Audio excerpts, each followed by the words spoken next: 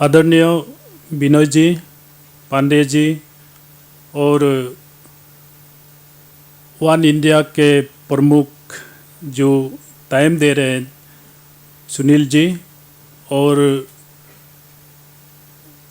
उपस्थित मेरे साथीगण, मैं अगर कोई किसी स्टेट के बारे आज यहाँ आपके सामने बोलता तो मैं बहुत कुछ बोल लेता जो जितना मेरा ज्ञान है, लेकिन जब अपना बारी पूर्वोत्तर राज्यों के है तो मुझे ज़्यादा बोलने में तकलीफ होगा, इसलिए सारा वो विनय के ऊपर मैं छोड़ देता हूँ। आज ये वन इंडिया, इसके आधार पे हम भारतीय जनता पार्टी जो जितना हम कोशिश कर रहे हैं ये तो तारीफ़ काबिल है। 1947 से लेके आज तक इसका इतिहास आपके सामने में है। सारा नोटिस पूरा देश के साथ नेशनल इंटीग्रेशंस हो चुके हैं और आपका सोशल इंटीग्रेशंस कंप्लीट होना बाकी है। इकोनॉमिकल इंटीग्रेशंस, कल्चरल इंटीग्रेशंस और आपका हिस्ट्रिकल, सोशल, एंथ्रोपोलॉजिकल इंटीग्रेशंस और पॉलिटिकल इंटीग्रेशंस इतना काफ़ी आगे बढ़ गया हूँ नॉर्थ ईस्ट से। आज मैं आपके सामने करा हूँ, कांग्रेस में भी है, हर पॉलिटिकल पार्टी में भी है। ये एक पॉलिटिकल इंटीग्रेशंस का कामयाबी है। आज नॉर्थ ईस्ट के सामने और देश के सामने नॉर्थ ईस्ट को जुड़ने के लिए हमें सोशल एंथ्रोपोलॉजिकल जो हमको जुड़ना चाहिए ये नहीं है। उसका उदाहरण के तौर पे मैं आपको एक बता देता हूँ। जब मैं कक्षा 1 से लेके MA तक जब पढ़ा, हिंदुस्तान का सारा दुनिया का मैं इतिहास पढ़ा हूँ। 1, 2, 3 कक्षा 1, 2, 3 में मैं केरला का फेस्टिवल, तमिलनाडु का फेस्टिवल, पंजाब का, राजस्थान का फेस्टिवल का सारा मैं याद करके रखता था। लेकिन एक उदाहरण के तौर पे मैं बता रहा हूँ, देश भर मुगलों का गुलाम बन चुका था हिंदुस्तान। लेकिन नॉर्थ ईस्ट एक ऐसा प्रदेश है, आहूम राज में एक कमांडर था Lasit Borphukan. 17 times he defeated the Mughal army. At the last fight, not even a single soldier of Mughal has been spared by Lasit Borphukan. वो अपना रिलेटिव को भी मार डाला कि वहाँ दिला डाला था। ये इतिहास में स्कूलों का को करिकुलर एक्टिविटीज़ में हमको पढ़ने नहीं मिला देश भर में। इसी में हम थोड़ा बहुत हम बिसर चुके हैं। और freedom fighter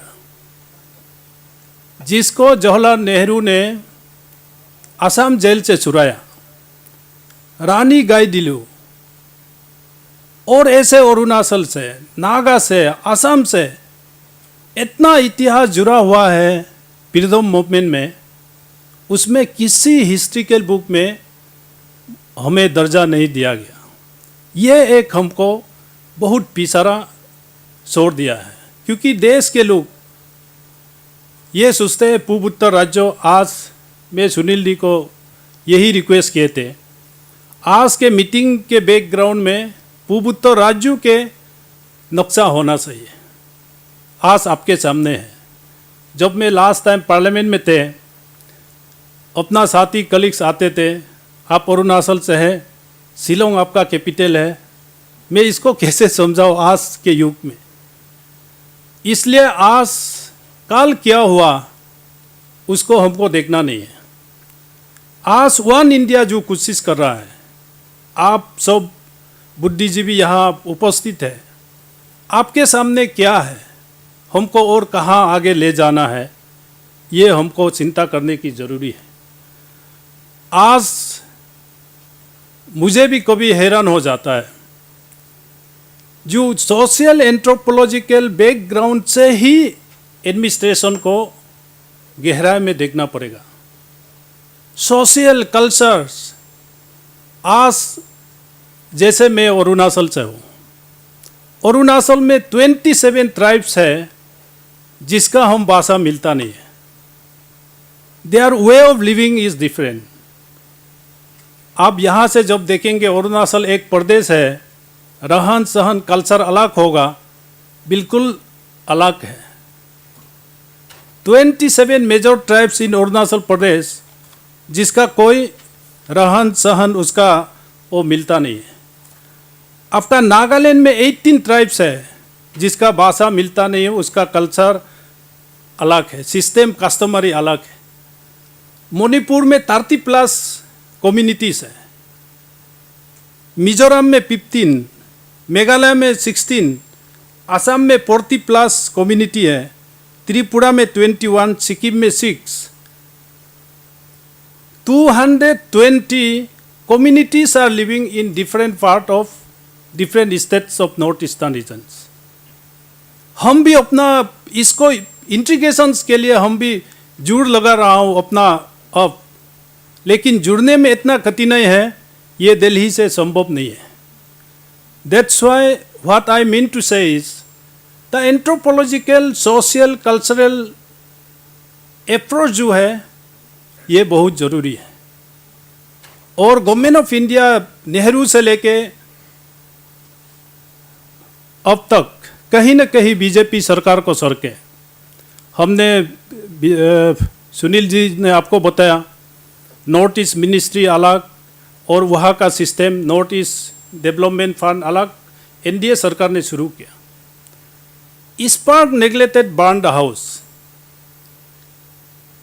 220 different tribes in 8 state of north east, इसको आप कैसे यूनाइटेड करेंगे?